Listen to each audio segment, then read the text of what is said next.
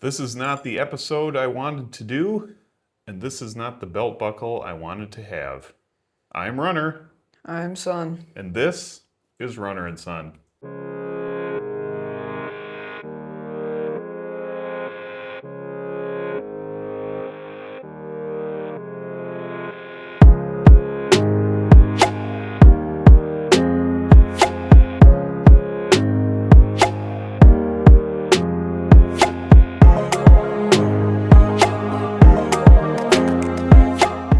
Well, welcome back to Runner and Son.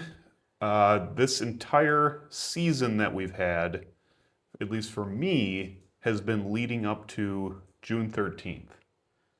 It is now June 21. That means that a little over a week ago, we had my big goal race, which was Kettle 100. And I fell a little short. We'll get into it a little bit, but first I'll talk a little bit about what went into the race and what our plan was, and then what happened.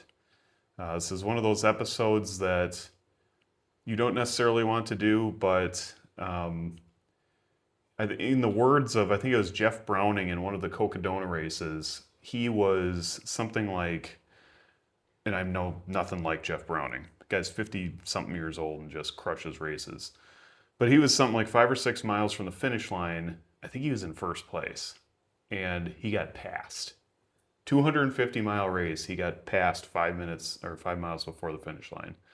And after the race, they're interviewing him, and he said something like, "This isn't the race I wanted to have, but maybe this is the race I needed to have." And that's sort of how I feel right now. So let's get into it a little bit. June 13, we had a hotel room night of June 12th and June 13th. So Aleks and I and Ruth went down to McQuantigo, which is a little, hour and a half drive southwest of here. Maybe 20 miles, 15 miles, 20-something minutes in the car, right to the start of the race. Yeah. So, beautiful day. Went out for a nice walk beforehand. This is almost like 4 miles, but that felt really good. Had a dinner that I had prepared beforehand of spaghetti and a meat sauce and broccoli or peas, like things that I knew would not upset my stomach for the next day. Mm-hmm. So thank you guys for eating my microwaved dinner in the Baymont McQuantigo, which is actually a very nice place. Yes. And we discovered when we got there, to our logistical joy, that they had installed new Tesla destination chargers, which, had they not been there, would have made it pretty complicated, right? You guys were back and forth a lot. Yeah. From the hotel to the start line, from the hotel to where you got cookies, from the cookie place to McMiller, and then up to Scuppernong. Mm-hmm. So I don't know how many times you guys charged, but it was several times that day, right? Yeah. Yeah. So night of the race, I got to bed a little bit early, 9 o'clock. You guys played some Scrabble for a little bit. I did not sleep well. I got 4-ish hours of sleep. I think part of it was race jitters a little bit. Mm-hmm. I've been building up to this for almost 6 months.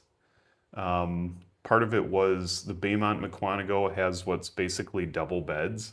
They are not big. Yeah. They were comfortable, they were clean, but Ruth and I were in a very small bed, and I just kept having my arm fall off the side of it. So I think we do something a little bit different next time. Put Aleks out in the car or something like that. Or you out in the car? Or me out in the car. I sleep pretty good in the well. Tesla. Yeah. We got a mattress that goes in the back and everything. So that was the night before. Got up at 4:45. Started preparations. I had all my race stuff laid out. That went well. We got to the start line at 5:40 or something like that. 20 minutes to go. Saw my friend Brian, who I'd raced a 50K with. It was his first 100-mile or two. Spoiler alert, he did reach his goal and did the 100-mile in 28 hours or something like that. So congrats to him for sure. get to the start line. It's already getting a little bit warm. It was probably already 70 degrees or so and humid, very humid. And that would be sort of an indicator for the rest of the race too. So 6 o'clock start line, and I was feeling pretty good. I really was. I had breakfast. I had some overnight oats, Alex's favorite. Just kidding. It's cringeworthy to him, but I know it's a breakfast that I will not regret later in the race, and I didn't. So that was spot on. Like food before breakfast was spot on. I had a ton of gels. Met these guys first about 20 miles in at McMiller, which is this crazy place because you run around this big kettle or something like that. Inside of there is the largest, either in America or in Wisconsin, open air shooting range. So you can hear McMiller from miles away, and then you guys were parked right there. Yeah. And describe it. Well, so there's a geocache right behind the aid station. So we walked into the woods to get that one. And we can just hear constant shots. Yeah. And when we were there, it sounded like they were getting closer. Yes. So. Yes. I felt that too on the trail, actually, because they were getting closer. And there was actually a place where one of the guys went on one of the wrong Nordic trails, and I said, no, head to the shooting, not away from the shooting. So it was nonstop. It was just like a constant barrage for hours and hours, and like automatic weapons too. Yeah. But anyways, I met these guys there. McMiller is a big aid station. Frankly, shout out to the Ornery Mule people who put on this race and the race director. This race was really, really well done. And I want to encourage anybody from the area, if you have a first 100-miler or if you just want to run a 100-miler, Kettle 100 is awesome. The logistics were spot on. Communication was great. The whole crews, aid stations, everything, they did such a good job. So props to them. That is not where the problems were. So 20 miles in, I didn't even remember, but I think Mom said something like I was already saying I was hot or I was a little bit tired or something like that. Yeah. And the guy at the aid station said, well, he's still got the energy to complain. You know, he can keep going. Yeah. And this is only 20 miles in, so it's like, okay. So keep going. And then I hit the prairie section. And Alex loves prairies very much. There'll be a big part of his race coming up, which we'll discuss. And so the prairie, at this point, this is 10 in the morning or something like that. I'm right on time that I predicted. Like, I was off by like a minute, right? When I arrived or 15 minutes or something like that. Yeah. So next is this prairie section it's got to be 10 miles. There's trees in between, but a lot of it's exposed. And 10 in the morning, it's already really starting to heat up. Not too bad. So get through the prairie, go all the way up to Scuppernong, which is really beautiful.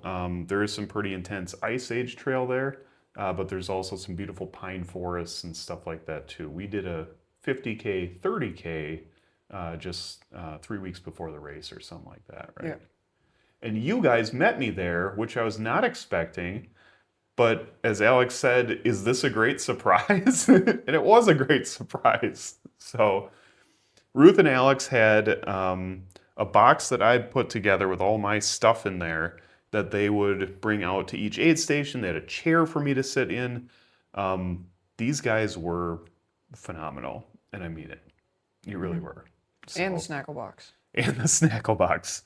Sorry, these guys, I get a little bit like choked up talking about it because they did such a good job for me. So, and the snackle box. So Ruth had this gift from being a teacher, this thing with all these compartments, and filled them with M&Ms and sausage links and what else was in there? Cheez-Its and Cheez-Its, Goldfish, of course. trail mix. So the snackle box was meant, I was allowed in the snackle box, but it was for you guys too, right? Because you couldn't have the aid station, so you had the snackle box. Yeah. So it had all this stuff for me, and the that was great. Seeing them at Scuppernong, and then I came south again, another, I don't know, 10 plus miles, something like that. Met you at mile 44 at McMiller. Again, so we came back through McMiller, the firefight. I had gone through most of the prairies again, and I was not feeling great at that point. Yeah. I was complaining to these guys already. It was hot by then. It was mid 80s, just like completely in the open out there, bright sun. I know mid 80s isn't super hot, but it was also humid. It was just a bit of a drag getting through those prairies. Yeah. So I laid down for a little bit just in the grass there, got back up, got out of there. And then I had just a long section, several hours, 20 miles or so, till I saw I was going to see you guys again in Nordic. I actually had to cut that a little bit short because I needed my headlamp because I was going slower. I really started to slow down then. Called Ruth. She met me at Bluff with my headlamp. At that point, I'd been going not great miles, and the thing that really did me in was that section. I became so negative about the situation, how I was feeling, it being so hot. Why was it still so hot out? It was 7, 8 at night at this point. And I really dug myself a hole, and I want to talk about this stuff because I hope I can encourage other runners to watch out for that. I've never been in that situation before in a race. I felt like garbage. I did at Underdown last year. Yeah. But it's like, I got 6 miles to go. What am I going to do? I'm not going to quit. But when you have 40 plus miles to Yes. So I was at mile 58 or so at Bluff. And Ruth gave me my headlamp. And I even said something like, I'm even thinking about dropping off right now. And she encouraged me. She's like, no, just run to Nordic. So I did. And actually, the run to Nordic was fine. I had a cheeseburger with me. That was great. But I had got myself so into this negative spiral that even that, 8 miles that were pretty pleasant. It was starting to cool down a little bit. Sun was setting. I ran into a friend out there who was pacing somebody else, and we talked for a while, and both of them are like, you caught up with us. Why are you talking about quitting? You're going faster than we are. And none of that was enough for me to overcome the negativity. And it's really hard to explain because looking back at it, it's like, how did I not see that? How did I not see your encouragement that you were sending me, and Dina's and Ruth's and Kian, the guy I ran into on the trail? Like, you guys were all encouraging me, but I didn't let it affect me. So I was feeling not great at that point. I was 65 miles in. Of course, I'm not going to feel like $1,000, but I really had only one legitimate complaint, and that was I had serious chafing. It was rough and it was painful, but that's not something that stops your race either. It's just painful. It's not a broken leg. So that negativity, the chafing, just being exhausted. I think part of it was not getting a lot of great sleep either that night before or even the week before. Yeah. Work stuff and, other things. I've identified a couple of things that I seriously need to work on, and it's sleep, and it is staying positive and staying out of those spirals, right? How do you do that? That's the tough part. So anyways, I came into the start-finish line at Nordic. Ruth encouraged me again, but I basically said, I'm out. I just want to be done. I don't want Dina to drive down. Of course, she'd already started driving down. I don't want you have to go wake up Alex. And I made excuses, right? Because you guys were all in. You were all in no matter what we were doing. Yeah. And you guys made that clear. So there's no way I had that as an excuse. But so I dropped. And the kind people of the Ornery Mule Race Productions, let me drop to 100K because I'd finished 100K. I had run further than I'd ever run. 65 miles is the farthest I've ever gone. But it was not what I set out for. And I was really disappointed almost immediately. I knew I'd made a huge mistake. Through the car ride back to the hotel, Mom said you kept telling her that this was the right decision. Yeah. And then, but even the next morning, you were like, I don't feel exhausted anymore. I probably could have kept going. You ran 3 miles. Yeah. Yeah. That's what I was going to... An example of why this was a big mistake is the next day, after having okay sleep in the hotel, I was barely even sore, which was wild. And I ran 3 miles that night at like a 8:30 pace. Mm-hmm. And I ran the next day. And I knew that like there was nothing wrong with my body. It was all up here. Yeah. And that's what's tough, because I think it's easier for us to put together a plan and train our body than our mind. Right? So I got some work to do. I'm really proud of these guys. I'm happy that I ran as far as I've ever run, but man, I never expected this much of trouble getting over that decision. For days afterwards, I just thought I would do anything to sit back in that chair and make a different decision and say, nope, let's get my poles out, let's refill, let's reload, let's go. And go out there with Mama on that next 8 miles, and then Dina, and then you.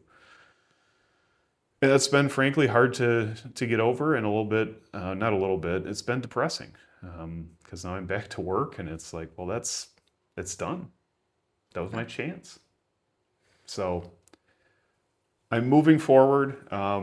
It's a little bit difficult to do, like I said, but I don't want to just jump into something, but there is an opportunity to run 100K, same race group actually coming up. I might do that. I want to practice some of these things. I want to practice the mental stuff. I want to practice the chafing, how I deal with that. So I think that's probably what's next for me, but really what I want to talk about now and shift is, because this shift's over. My big goal is done for the year. Mm-hmm. It's your turn. Yep. And just a reminder, what are we doing? What's your big goal? I'm running the full marathon, 26.2 miles at Underdown. Yeah. This August. Yep. August 15, right? Something like that? Yep. Okay. So, like 7 weeks left, maybe. Not a ton. How are you feeling? You know, if we have to walk at the end, we'll walk at the end. Yeah. And we might. And there's a chance that we'll have to walk. And we will. But I am really excited about this, because I will be with you every step of that. Mm-hmm. I was on the 60K. I'll be doing the marathon with Alex. It's the Underdowns. There's going to be like a thunderstorm and a bear attack and some other stuff, I'm sure. Yep. So You always get a great story with this one. Yes, you do. And a little bit of pain. Type 2 fun. Type 2 fun. Yeah, right. What was that? Type 1 fun is we're going to go to the beach or something like that. Mm-hmm. And type 2 fun is the fun you get to talk about later, even though it was painful during the experience. Mm-hmm. Something like that, right? And then there's type 3 fun, where it's neither fun during the experience or fun after. So it's not fun. Mm-hmm. No. This is type 2 fun. So let's not do type 3 fun. Yeah. Yeah. So you got a lot of stuff coming up here. We will be taking a vacation to Colorado with the whole family next week. Yep. You and I are going to have to spot some places to train. And I think that's great, because you haven't been on the trail in a while. So Colorado is not Wisconsin, but at least we can find some good trail to, practice some miles. Mm-hmm. A mile above sea level. Yes. You know what that's going to mean, though? You're going to come back just a beast, because you can trail run at a mile high. Yeah, and we get all that lung training. Right? That's what people do. They go at altitude. It'll be good for the humidity, though. Yeah. Yeah, I think it's going to be quite a bit drier, right? Yeah.